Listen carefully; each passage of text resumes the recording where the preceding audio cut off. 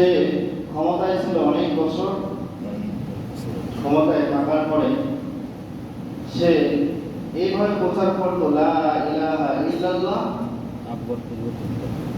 আকবর খলিফাতুল্লাহ। নাউজুবিল্লাহ। আরো জয় বলুন না নাউজুবিল্লাহ। তাকে কি আল্লাহ খলিফা পাঠিয়েছেন? এইভাবে সে এই সম্রাট আকবর কি করত? প্রচার করত। আমাদের এই উপমহাদেশে বাংলা নববর্ষ শুরু করেছিলেন এই সম্রাট আকবর। মূলত এটা শুরু করা হয়েছিল হিজরি গণনা অনুযায়ী। কি অনুযায়ী বলেন? হিজরি সাল মানে কি বলেন? এটা কত কত হিজরি? এই যে রমজান আমরা শেষ করলাম, কত রমজান? এটা কত হিজরি ছিল? এটা কোন মাস? আরবিতে শাওয়াল মাস। কোন মাস বলেন?